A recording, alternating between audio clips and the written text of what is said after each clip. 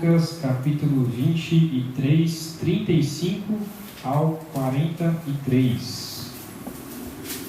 O tema de hoje é Jesus salva o pior dos pecadores. Lucas 23, 35 até o 43. Ok? Lucas 23, 35 ao 43. Vamos ler? Diz assim a palavra do Senhor. Lucas 23, 35 ao 43.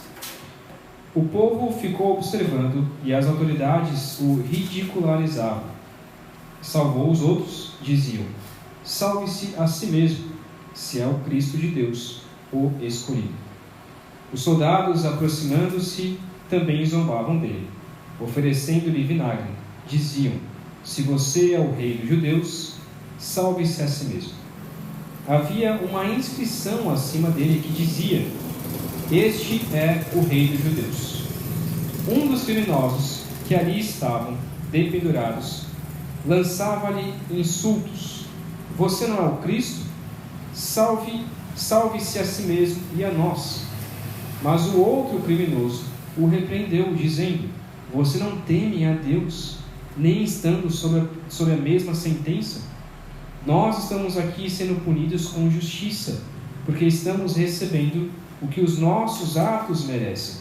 Mas este homem não cometeu nenhum mal. Então ele disse: Jesus, lembra-te de mim quando entrares no teu reino. Jesus lhe respondeu: eu lhe garanto, hoje você estará comigo no paraíso. Pai querido, pedimos que o Senhor abra o nosso entendimento para não só entendermos esse texto, mas que o teu Santo Espírito aplique em nossos corações, para que possamos meditar durante a semana e sermos transformados pela tua palavra dia após dia. Que nós possamos durante a semana ruminar neste texto, pensar dia após dia nesse texto e colocar em prática aquilo que o Senhor falará aos nossos corações. Oramos em nome de Jesus. Amém. Eu já ouvi muito, e talvez essa seja a dúvida de muitos irmãos, se perguntando se Deus pode salvar o pior dos pecadores. Alguns têm a ideia de que Deus salva apenas aqueles que escolhem a Deus, apenas aqueles que são bonzinhos, apenas aqueles que não fizeram tantas coisas ruins assim na vida. E tem muitas pessoas que não acreditam que Deus pode salvar a pior pessoa, o pior dos pecadores, se a gente fosse colocar assim. Tem muitas pessoas que não acreditam que Deus, Ele salva as pessoas que foram tão terríveis assim nessa vida. Deus pode também salvar uma pessoa que viveu tanto tempo longe de Deus e no final da sua vida o aceitou? Alguns têm essa dúvida.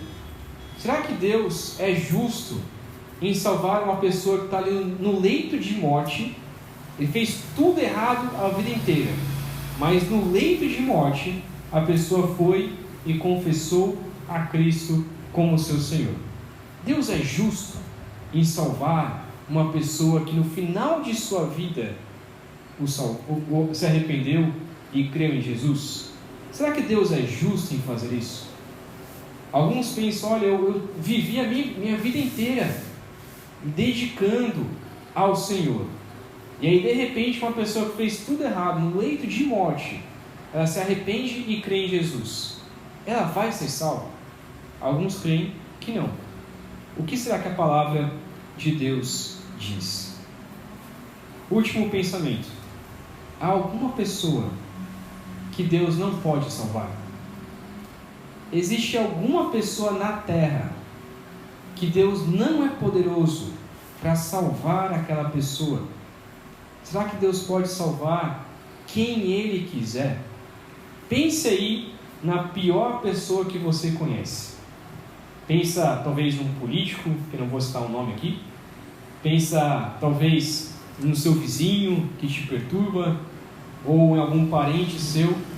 Será que Deus pode salvar aquele pior pecador? Será que a gente crê nisso? Talvez a gente saiba disso, que Deus pode salvar o pior dos pecadores. Mas será que a gente crê que Deus pode salvar aquela pessoa? Ou pense então numa pessoa já idosa, que viveu a vida inteira longe do Senhor. Será que Deus pode salvar a vida dessa pessoa que viveu a vida inteira longe de Deus? Jesus está nesse momento na cruz, né, como a gente já tem visto, e acontecem muitas coisas nesse pouco tempo que Jesus foi pendurado, né? A gente vê em outros evangelhos mais detalhes, e Lucas traz esse foco mais a respeito desses dois ladrões também, essa conversa aqui. Lucas não dá tantos detalhes assim quanto a crucificação de Jesus. Outros evangelhos trazem um pouco mais de detalhes diferentes, mas é interessante a gente pensar no que Lucas está trazendo aqui sobre Jesus, sobre a crucificação de Jesus. Jesus, depois de levar diversas chicotadas, carregar a sua cruz com ajuda, como a gente viu há algumas semanas, com a ajuda de Simão, agora está crucificado. E nós sabemos que as mãos e os pés de Jesus ali foram crucificados, foram pendurados, mas Lucas, ele não traz esses detalhes da crucificação, ele traz os detalhes sobre o perdão de Jesus, sobre a compaixão de Jesus, sobre o amor de Jesus pelas pessoas que estavam ali junto com ele. A cruz, na realidade, não mata ninguém pelo simples fato de pendurar, né, de colocar os pregos nas suas mãos. Não mata pelo sofrimento ali ou pelo derramamento de sangue. A cruz, na verdade, ela mata pelo sufocamento. Ficar horas e horas pendurado daquela maneira, com os braços esticados, de uma forma que você vai se sufocando e morre então com o seu próprio sangue engasgado, muitas vezes. E possivelmente, né, é uma morte, na verdade, muito longa. Pessoas que ficam de 2 a 3 dias ali pendurados naquele madeiro. Alguns morrem de fome, outros por sufocamento, ou por simplesmente desnutrição ou algo parecido. Mas é interessante pensar, e a gente vai ver isso, na verdade, na semana que vem. Estou adiantando um pouco para ver o quanto que Cristo está sofrendo neste momento. Na semana que vem a gente vai ver que, na verdade, Jesus ficou poucas horas ali, apenas 3 horas, o que mostra que de fato foi Cristo quem deu a sua vida. Ele está dando a sua vida nesse momento, ao invés de morrer pela cruz ou por sufocamento ou coisa parecida. O texto então nos traz 2 momentos aqui. Primeiro, versículo 35 ao 38, a gente vai ver sobre a humilhação da cruz, o quanto que Cristo foi humilhado. A gente já tem visto bastante sobre o quanto que Cristo foi humilhado na cruz, o quanto que ele sofreu xingamentos, chicotadas, zombarias, mas há alguns detalhes nesse texto também que eu queria ver com vocês, do 35 ao 38. Primeiro, versículo 35 diz que o povo ficou observando e as autoridades, possivelmente aqui os líderes religiosos, aqueles que estavam julgando Jesus desde o dia passado, essas pessoas então começaram a ridicularizar Jesus, e por algum motivo eles sabiam, né, que Jesus estava dizendo ali que ele salvaria o mundo. Então a forma como eles ridicularizavam era: você salvou os outros, diz aí que você perdoou o pecado das pessoas, diz aí que você salvou as pessoas para que elas fossem ao céu, então salva a si mesmo, se você é o Cristo, o escolhido. Essa mentalidade mostra o que os judeus esperavam de Jesus. Os judeus esperavam de Jesus alguém que vencesse, alguém que acabasse com o Império Romano, alguém que reinasse sobre os judeus. Então, para eles não fazia sentido Cristo Jesus estar ali, de fato Cristo, o Messias, estar ali pendurado numa cruz. Não fazia sentido algum para eles o fato daquele homem ali, pendurado numa cruz, possivelmente ali quase nu, ou então nu, com sangue, então todo o sangue saindo ali de Jesus. Não fazia sentido na mente deles aquele homem ser Cristo. Não fazia sentido algum. Na verdade, quando a gente olha um pouco para quem Jesus é e a morte de Cristo na cruz, às vezes a gente pode pensar isso: por que faz sentido Jesus ter morrido na cruz, sendo que Ele é Deus, sendo que Ele é o Senhor dos senhores? Então, versículo 36 e 37 diz que os soldados, zombando ali dele, ofereceram vinagre para ele. O que é esse vinagre, né? Não é o vinagre que a gente tem, que a gente usa para limpeza, né? Esse vinagre é como se fosse um vinho, só que esse vinho bem diluído. Era um vinho que os soldados bebiam, que não era um vinho chique, era um vinho mais que você bebia só para matar a sede, só para ter um gostinho ali de algo diferente. Então seria quase como um suco de uva não muito alcoólico. E eles oferecem esse vinagre, então pode parecer um ato bondoso, né? Eles estão zombando ali de Jesus, de repente oferecem vinagre para Jesus, oferecem um suco ali para Jesus. Mas por que eles fazem isso?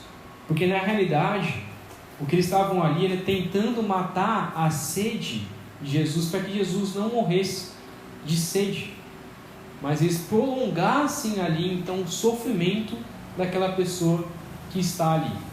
Então eles faziam muitas vezes isso, ofereciam vinagre, ofereciam água, ofereciam vinho, como em outro evangelho diz que também teve um momento em que ofereceram vinho, além do vinagre, para que a pessoa ali, para que a pessoa que estava ali como criminoso, ele tivesse um pouco mais de hidratação e sofresse ainda mais. Devemos lembrar então que Jesus, ele em outro evangelho diz que ele foi transpassado, então um momento de sofrimento em que eles estavam zombando de Jesus, estavam dando vinagre numa esponja, então molhavam essa esponja, colocavam ali perto de Jesus para Jesus beber, mas nesse momento Jesus não aceita esse vinagre, porque ele sabia que a sua hora já estava chegando. E o versículo 38, que eu queria focar um pouco mais aqui, diz, né? Havia uma inscrição acima dele que dizia: este é o rei dos judeus. Por que é interessante esse detalhe? Primeiro, que era costume dos judeus ali, dos romanos, colocar uma placa com o motivo do porquê a pessoa foi crucificada. Então sempre se colocava uma placa em cima, com o motivo, a acusação do porquê aquela pessoa foi crucificada. Então, o primeiro detalhe desse texto aqui mostra para nós como era a cruz de Cristo. Alguns discutem sobre isso. É possível, né, que existiam vários tipos de cruz. O primeiro tipo de cruz é como se fosse um X. Então a pessoa ficava em diagonal, e aí tinha esse X assim, e aí a pessoa morria meio que diagonal, o que não parece que é a forma como Jesus morreu aqui. A segunda forma de crucificação é uma cruz que na verdade é um T. Então não tem nada em cima dessa cruz, só tem a travessa aqui e a travessa embaixo, então é como se fosse um T. E alguns alegam, né, que Jesus ele morreu nessa cruz que parece esse T. No entanto, o texto deixa bem claro aqui que existia uma parte acima da cabeça de Jesus, que então traz a ideia de que de fato a cruz de Cristo é como nós estamos acostumados com esse tradicional, né, a cruz sendo quase um X um pouco mais para cima, né? O que nos mostra então que aquilo, né, a forma como nós representamos a cruz parece de fato a representação mais real. No entanto, o foco do texto ele está em dizer o porquê Jesus morreu. Jesus morreu porque a placa como foi colocada ali por Pôncio Pilatos, dizendo: este é o rei dos judeus.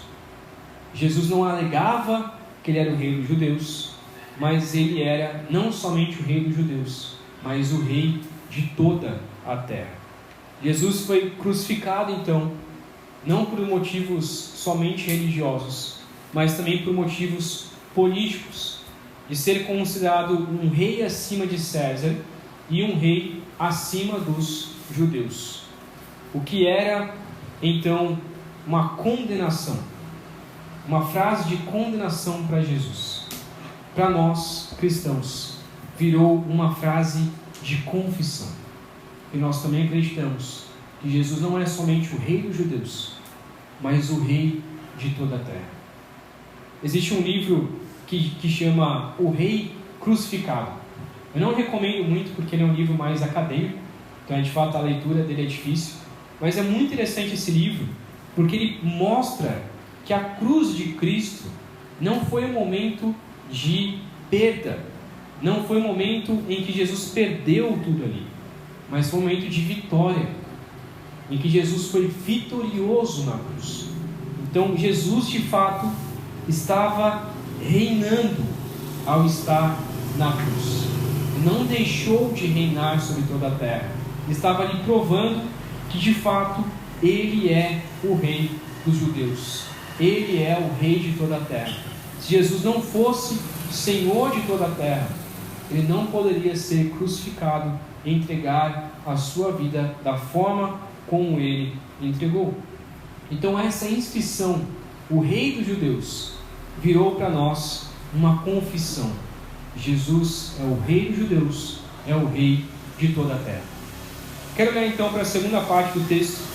Nós vamos olhar um pouco mais detalhes e tirar algumas lições do 39 até o 43. A gente vai ler um por um e explicando também. 39 até o 43, falando sobre os dois ladrões.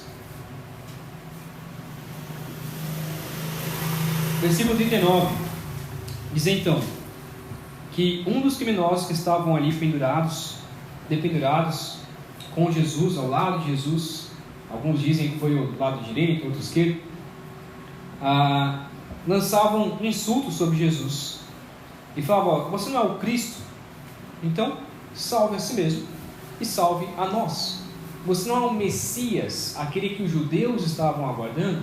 Se você é o Messias, então saia da cruz, desça da cruz, se salve e nos salve, porque afinal o Messias veio para salvar. Eles acreditavam nisso, acreditavam que o Messias veio para salvar os judeus. No entanto, esse ladrão, esse criminoso, de alguma maneira, ele acreditava que merecia algum tipo de salvação. Olha, eu fui o pior talvez dos criminosos, cometi inúmeros pecados, e ainda ele tem a ousadia de olhar para Jesus e falar assim: olha, mas se você for se salvar, então me salve, eu mereço a salvação. Há muitas pessoas por aí que acham que merecem a salvação. Não, eu cometi inúmeros pecados. Mas eu não matei, então eu mereço ser salvo.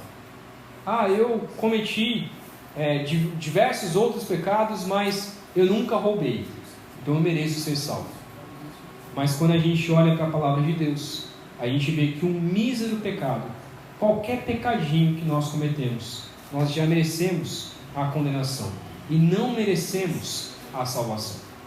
E esse criminoso, ele foi ousado em ainda olhar para Jesus e falar: olha, se você for se salvar, então me salva aí também, porque eu mereço essa salvação. No entanto, existe um outro criminoso, e o criminoso que estava ali do outro lado de Jesus, versículo 40 e 41, diz assim: outro criminoso o repreendeu, dizendo: você não teme a Deus, nem estando sobre a mesma sentença? Nós estamos sendo punidos com justiça, porque estamos recebendo o que os nossos atos merecem. mas este homem não cometeu nenhum mal. Então, esse criminoso, ele se humilha perante Jesus. Ele reconhece Jesus, então, como aquele que não cometeu pecado algum. Ele entende que ele merece a morte. Ele entende que os seus pecados o levaram até aquela morte, até aquela cruz. Ele entende que Jesus não merecia morrer, pois ele é o Santo de Deus. Então a primeira coisa que esse criminoso faz é reconhecer que o seu pecado merece a condenação, merece a morte. E é o que nós também devemos fazer. O primeiro passo para a salvação é reconhecermos que o nosso pecado merece a morte. Diferente do primeiro criminoso, que estava dizendo: não, eu cometi vários pecados, mas não tão graves para não ser salvo pelo Messias. Este ladrão, este criminoso, estava dizendo: eu cometi vários pecados e eu mereço a morte. Para sermos salvos, nós precisamos reconhecer que o nosso pecado merece a morte, como diz Romanos, que o salário do pecado é a morte. Devemos então primeiro reconhecer que o nosso pecado com certeza mereça muito mais do que apenas uma morte de cruz, mas merece a morte eterna. Versículo 42 então, este criminoso faz um pedido que parece ousado, mas na verdade é um pedido bastante humilde. Então ele disse: Jesus, lembra-te de mim quando entrares no teu reino. Alguns outros manuscritos dizem: quando vieres no seu poder. A ideia então de quando o Senhor reinar no céu. O único pedido que esse criminoso faz, e pode ser que pareça meio ousado aqui essa pergunta dele, mas o que ele está dizendo é: Senhor, quando o Senhor for ao céu, quando o Senhor reinar em poder, quando o Senhor estiver à destra do trono de Deus, se lembre de mim. Lembre que mesmo eu fazendo todas as coisas erradas, mesmo eu fazendo todas as coisas piores que eu poderia ter feito, todos os pecados que eu cometi, se lembre, para quem sabe, na misericórdia do Senhor, o Senhor me perdoe.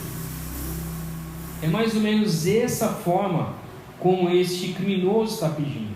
A ideia é, perceba que ele não pede: Senhor, me salva.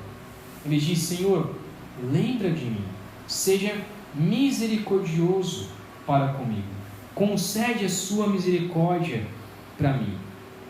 O ladrão, ele poderia pedir para Jesus tirar-lhe da cruz, ou então ressuscitá-lo. Ele não pede a salvação física. Tem esse detalhe aqui: não pede a salvação física. Ele poderia pedir, assim como o primeiro ladrão, e falar: Jesus, quando o Senhor ir para o céu, me tira dessa cruz para eu poder viver mais um pouquinho. Não, ele não diz isso. Ele diz: eu mereço a morte e eu vou morrer, mas após a morte, se for possível, se lembre de mim, para que eu possa ir ao céu, para que eu possa estar com o Senhor no céu. Esse criminoso, ele mostrou uma fé ainda mais clara e mais confiante do que muitos discípulos, do que muitas pessoas que viveram com Jesus. Esse criminoso mostrou uma fé maior do que muitas pessoas. É uma fé de que ele estava crendo que aquele que estava sendo morto do seu lado era o próprio Deus. Imagine essa cena.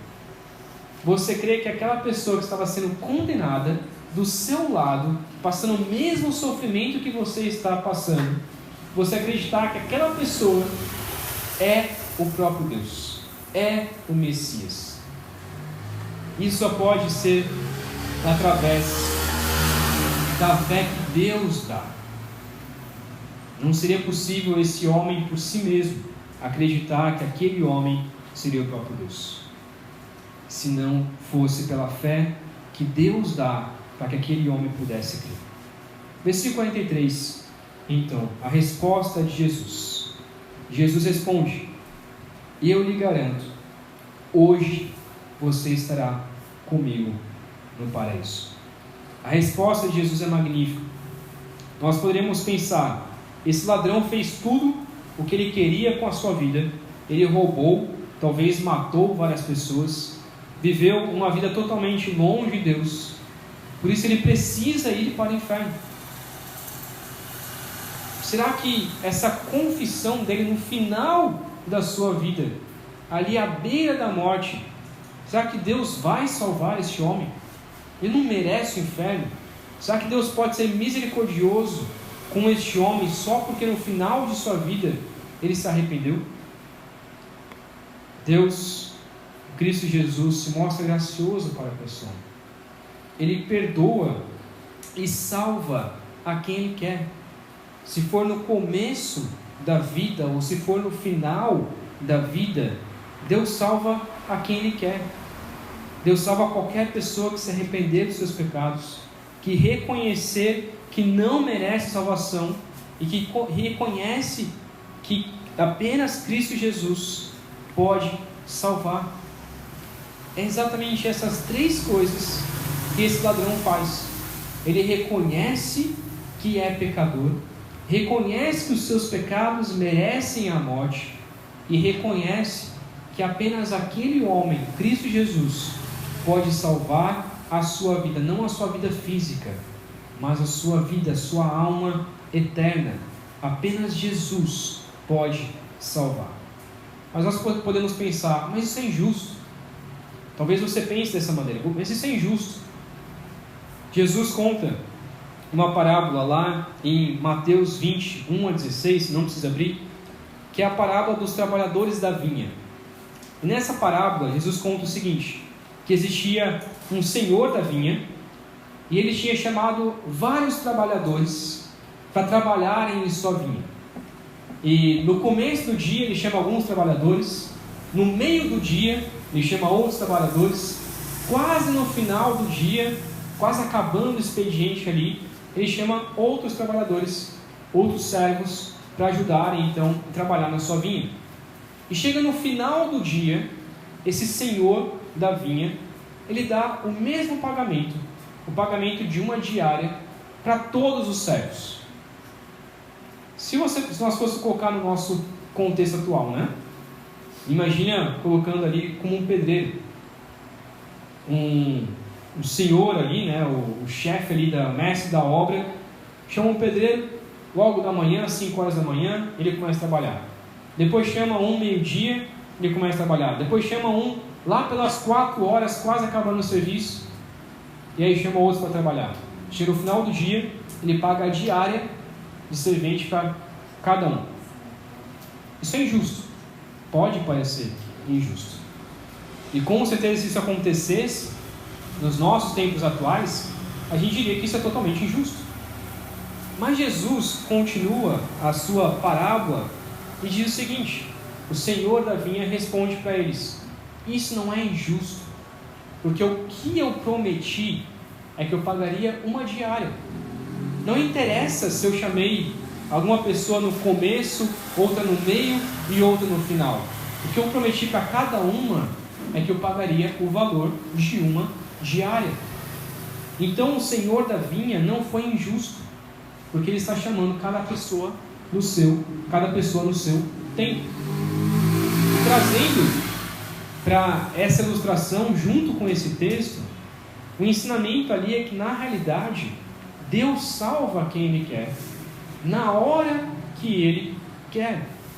Uns Ele salva na infância, outros Ele salva na adolescência, outros como adulto e outros na beira da morte. Deus faz assim, de acordo com o seu propósito. E o pagamento é o mesmo. O pagamento é a salvação. Deus salva e concede a salvação aos seus servos, a quem Ele quer, na hora que Ele quer, e todos vão receber de igual a salvação. Alguns podem pensar, né, como existe aquela frase: ah, a pessoa que está na beira da morte ali foi salva, ela foi para o céu com a beira da calça chamuscada, né? Quase ali pegando fogo, quase foi para o inferno, mas foi para o céu. Mas quando nós pensamos no plano redentivo de Deus, no plano de salvação de Deus, Deus quis salvar aquela pessoa no final de sua vida. Ele tem um propósito com isso. Ele tem um propósito principalmente de testemunho, para que essa pessoa, ao ser salva, possa testemunhar de Cristo, mesmo à beira da morte. Um outro detalhe também, que eu queria chamar a atenção, é a resposta de Jesus no versículo 43, em que ele diz uma palavrinha aqui: hoje você estará comigo no paraíso. Essa palavra ela traz muita discussão, né? É um advérbio de tempo, hoje. O que traz a ideia, então, se nós formos olhar para esse texto de maneira literal, o que traz a ideia é que, literalmente, quando aquele homem morresse, naquele momento que ele morresse, ele já estará no paraíso com Jesus. Algumas pessoas, no entanto, algumas outras teologias, discordam disso. Dizem, alguns acreditam no sono da alma. O sono da alma. Que na realidade, quando a gente morre, a gente vai ficar ali morto, vai estar ali dormindo. E aí quando Jesus vier novamente, aí a gente vai ressuscitar. E aí a gente vai acordar desse sono espiritual e ir para o paraíso. Apesar de muita discussão, esse texto é um dos textos que defende que hoje, no momento em que você morre, naquele momento, a sua alma já vai para o céu ou para o inferno. Lembrando que não existe purgatório, como muitos dizem, né? Mas ou você vai para o céu ou você vai para o inferno. Não existe um outro caminho. Ou é céu ou inferno. E isso acontece no momento exato em que você morre. Quando você morre, ou é céu ou é inferno. Existe um texto que, apesar de ser uma parábola, e eu não considero como apenas uma parábola, e sim uma história que de fato aconteceu, que Jesus conta, que está lá em Lucas 16, 22, que é a parábola do rico e do Lázaro. O rico morre e vai para o inferno. Lázaro morre, o pobre, e vai para o que é chamado de seio de Abraão, o que eu acredito que é o momento aonde nós iremos, um lugar de descanso, aonde nós estaremos antes do novo céu e da nova terra, a nova Jerusalém, que diz lá em Apocalipse, ser estabelecido. Então esse seio de Abraão, que seria então o primeiro céu, tem muita discussão teológica aqui sobre isso, mas esse primeiro céu é o momento em que a gente morre e vai para esse lugar de descanso, onde todos estaremos ali, juntos todos os cristãos. E nesse lugar, como diz lá em Lucas 16, as pessoas que estão no inferno poderão ver as pessoas que estão no céu. No entanto, as pessoas que estão no céu não poderão nem colocar um pingo de água para saciar a sede ali das pessoas que estão no inferno. E eu creio que este é o pior sofrimento. O pior sofrimento do inferno não é somente ali o enxofre, o fogo e todo o sofrimento. O pior sofrimento do inferno é a pessoa saber que estará ali a eternidade, enquanto santos, enquanto os anjos, enquanto os cristãos, enquanto Deus está lá no céu. Esse é o pior sofrimento. É você estar sofrendo fisicamente, mentalmente, espiritualmente, e não poder fazer nada quanto a isso. Não há mais salvação para aqueles que estão lá. Paulo também deixa isso bem claro, de que assim que nós morreremos, estaremos com Cristo. Lá em Filipenses 1, versículo 23, ele diz o seguinte: estou pressionado dos dois lados, desejo partir e estar com Cristo, o que é muito melhor. Essa ideia de partir e estar com Cristo, ele traz no original, né, a ideia de hoje. Eu desejo hoje partir e hoje estar com Cristo, o que é muito melhor do que permanecer aqui na terra. Mas ele diz que ele permaneceu na terra porque ele tem muito trabalho a fazer. Então, há muitos outros textos que deixam claro que quando a pessoa morre, não existe um purgatório, não existe um sono da alma, é naquele momento que ela morre. Ou ela vai para o céu, ou ela vai para o inferno. Nós podemos concluir então, irmãos, trazendo para o que esse texto quer dizer para nós. O que esse texto significa então para a nossa realidade? Primeiro, lembrarmos que a graça de Deus, ela é maravilhosa. Que Deus salva a quem Ele quer, no tempo que Ele quer. Alguns Ele chama mais cedo, e se chama mais cedo, aproveite a sua vida. Se você foi convertido quando criança ou quando adolescente, então aproveite a vida que Deus te deu, para que você possa glorificar a Deus com a sua vida. E alguns, Deus chama mais tarde. Deus não é mau em salvar pessoas mais tarde. Deus é gracioso. Deus faz isso de acordo com o seu propósito. Alguns Ele chama, como foi o meu caso, com 6 anos de idade. Outros Ele chama mais tarde. Mas Deus é o mesmo. E Deus faz tudo de acordo com o seu propósito. Alguns têm um testemunho para contar, né? Ou testemunho, falando assim, eu matei, eu roubei, eu fiz isso, eu fiz aquilo. E podem contar o seu testemunho de mudança. E outros podem agradecer ao Senhor que Deus salvou desde a infância. Nenhum merece mais graça de Deus. Deus, Ele fez isso porque Ele quis. Também podemos acreditar que Deus salva até aqueles que estão à beira da morte. Algumas vezes a gente pensa, poxa, a pessoa está na beira da morte, não tem como ser salvo. Na verdade, eu não vou nem pregar o evangelho para ele, porque essa pessoa merece o inferno. Então a gente pensa disso. Mas muitas vezes Deus pode salvar, talvez aquele momento da beira da morte, onde a pessoa está mais suscetível, onde a pessoa está talvez pensando justamente na sua morte.